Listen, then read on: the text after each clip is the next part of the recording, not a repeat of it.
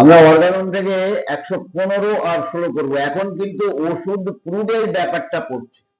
বলবো আমাদের ওষুধ প্রুফ করে লাভ কি, আমরা কি প্রুফ করবো? না, ওষুধ প্রুফ করে যে লক্ষণগুলি পাওয়া যাচ্ছে, তাহলে ওষুধগুলি প্রুফ করলে সেই মানুষটার কি হয় আমাদের জানতে হবে না? এগুলি ওই শুধু একটু আগ্রহ নাচ ভূমিকা দিয়ে দিলাম এরকম করলে কিন্তু হোমিওপ্যাথির প্রকৃত মর্মার্থ বোঝা যাবে না। তাহলে হ্যারিয়ান সাহেব এই অর্গানন লিখতেন না, এই হোমিওপ্যাথি বিজ্ঞান। এই সকল লক্ষণের মধ্যে বলেছে প্রবেশ সময় যে লক্ষণগুলি পাওয়া যায়, এই সকল লক্ষণের মধ্যে কতকগুলি ঔষধের ক্ষেত্রে এমন অনেক দেখা যায় যাহারা আংশিকভাবে বা অবস্থা বিশেষে অন্যান্য পূর্ববর্তী বা পরবর্তী লক্ষণ সমূহের ঠিক বিপরীত, কিন্তু তার জন্য তাদের বাস্তবিক গৌণ ক্রিয়া বা কেবল জীবনী শক্তির প্রতিক্রিয়া বলিয়া ধরা উচিত নয়। তাহারা প্রাথমিক ক্রিয়ায় পর্যায় ক্রমাগত পরিবর্তনশীল অবস্থানান্তর মাত্র দেখায়, এই জন্য তাকে পর্যায় ক্রমাগত লক্ষণ বলা হয়। এই যে কথাটা, এই কথাটা আমাদের বোঝার খুব প্রয়োজন আছে। পর্যায়গত, পর্যায়ক্রম। সকালবেলায় পাতলা পায়খানা, সন্ধ্যাবেলায় শক্ত পায়খানা, তাহলে কি হলো? পর্যায়ক্রমে এলো না? তারপর দিন সকালবেলায় আবার পাতলা পায়খানা, সন্ধ্যাবেলায় আমি শক্ত পায়খানা। আজকে প্রচন্ড পাতলা পায়খানা, তারপরে মাথার যন্ত্রণা, আবার তারপরে পাতলা পায়খানা, তারপরে মাথার যন্ত্রণা। আমি যদি এই রুগীদের ওই মাথার যন্ত্রণার জন্য একটা ওষুধ, কালকে পাতলা পায়খানা হবে তার জন্য একটা ওষুধ, এইরকম করে যদি সারা বছরও ট্রিটমেন্ট করি, তা ওই রুগীটা কিন্তু আমাদের ট্রিটমেন্ট হবে না। তাই এই লক্ষণগুলিকে যদি পর্যায়ক্রমিক লক্ষণ ধরে আমরা বুঝে নিই, অর্থাৎ মেডিকেল তদনুরূপ করা থাকে। যেমন ধরো পডোফাইলাম, তাহলে পডোফাইলামের লক্ষণে আমরা কিন্তু লক্ষ্য করতে পারি সকালবেলায় মলত্যাগ হয় পাতলা, সন্ধ্যাবেলায় তার কনস্টিপেশন। তো এইরকম অনেক মেডিসিন আছে পর্যায়ক্রমে এরকম লক্ষণগুলি ঘুরে ফিরে আসে। এখানে জীবনী শক্তির যে সেকেন্ডারি কাউন্টার রিয়াকশন, এটা আমাদের ভাবার কোনো প্রয়োজন নেই। তার কারণ ওই পাতলা পায়খানাটাও ওই পরের লক্ষণ, আবার ওই বিকালবেলায় কনস্টিপেশন, ওটাও পরের লক্ষণ। বুঝে গেল?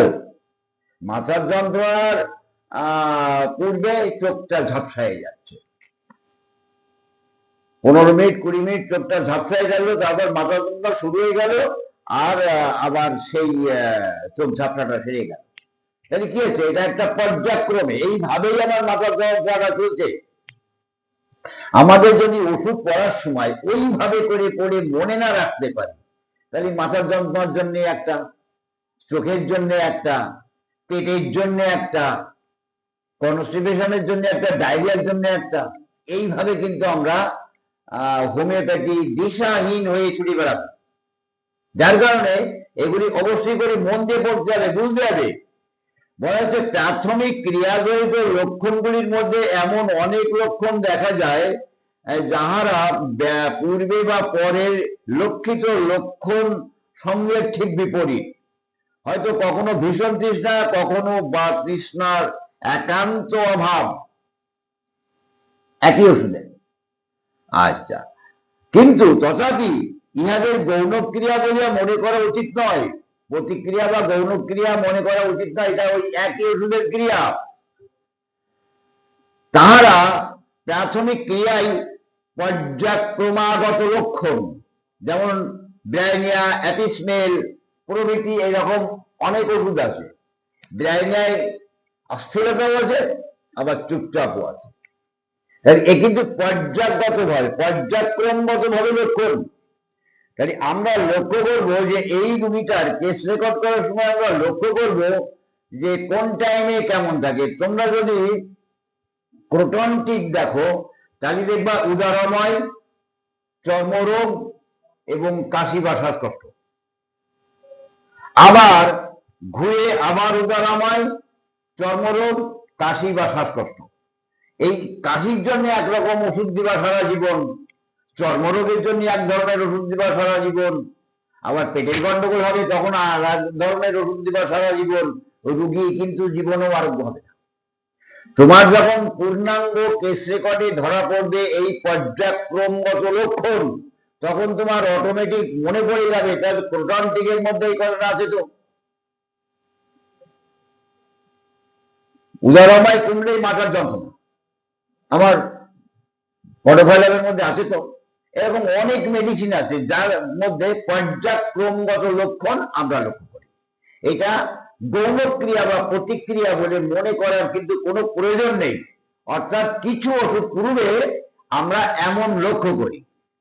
বলা হচ্ছে এই সকল লক্ষণের মধ্যে কতকগুলি ঔষধের ক্ষেত্রে, সব ওষুধের ক্ষেত্রে নেই। আমরা ম্যাথমেটিকা পড়তে গিয়েও দেখি আর্সেনিকের আছে পর্যায়ক্রমগত, অনেক মেডিসিন আছে।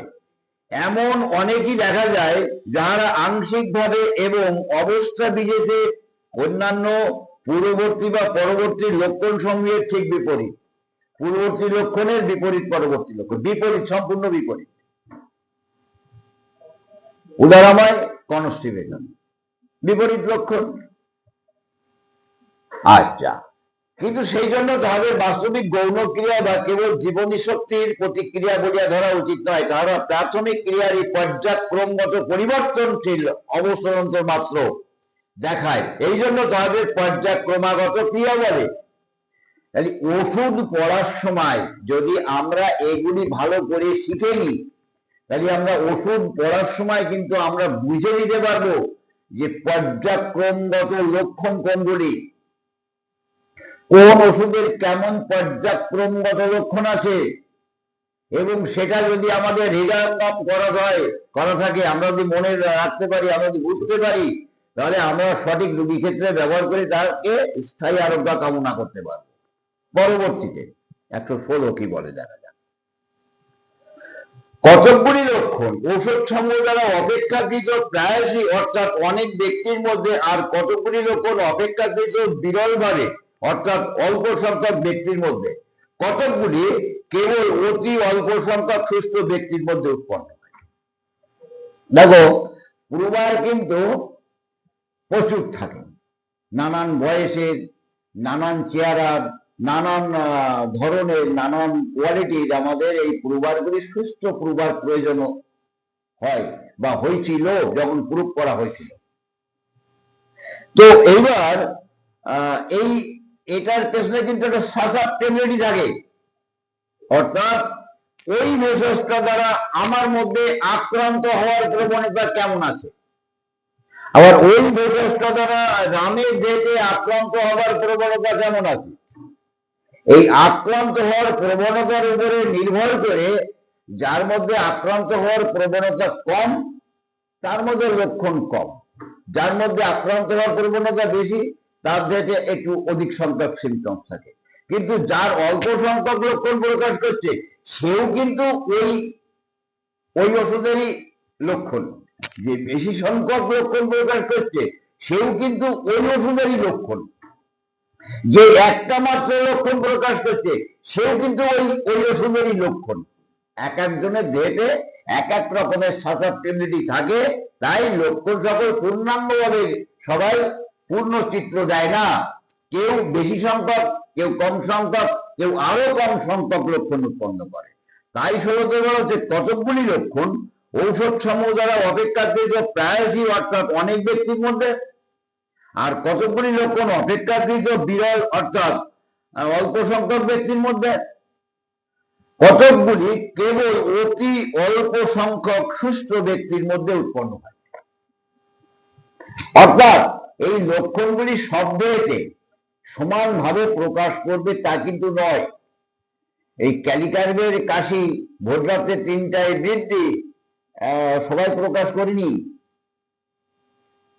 হয়ে গেল না করলেও একেও ক্যালিকার্বে প্রুফ করা হয়েছিল, অর্থাৎ এটাও ক্যালিকার্বের লক্ষণ ধরে নিয়ে লিপিবদ্ধ করা হয়েছিল।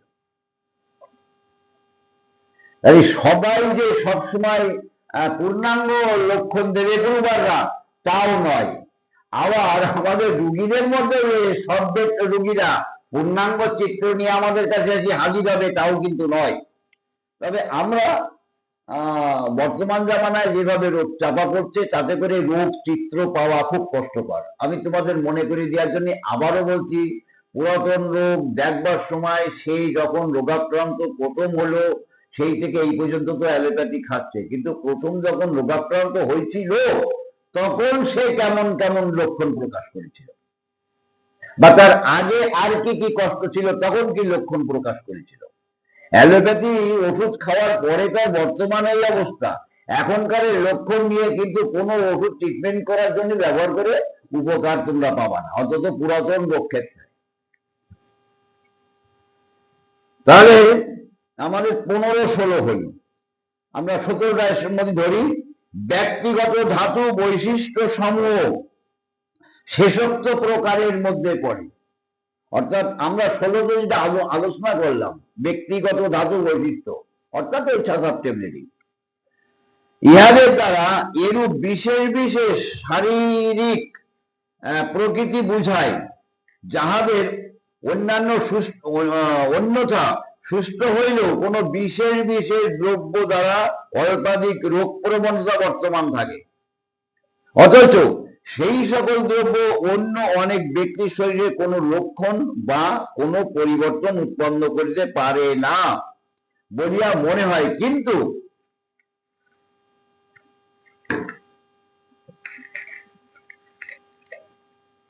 কিন্তু যে প্রত্যেকের উপরে লক্ষণ প্রকাশ করিবার ক্ষমতা তা আপাত দৃষ্টিতে বোধ হয় মাত্র, কারণ মানব স্বাস্থ্যের এই সকল ও অন্যান্য পরিবর্তন উৎপাদন করিতে দুইটি জিনিসের আবশ্যকতা।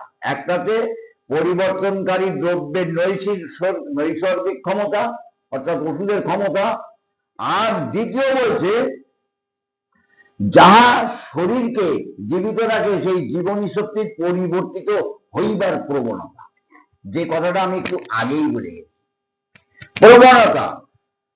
আমি বললে যে কথা শুনবে তার মধ্যে কোনো ব্যাপার নেই, তার মধ্যে যদি এই ভালো কথা শুনে মানুষ হওয়ার প্রবণতা থাকে তবেই কিন্তু সে আমার কথা শুনবে, আর যদি প্রবণতা না থাকে তাহলে সে শুনবে না।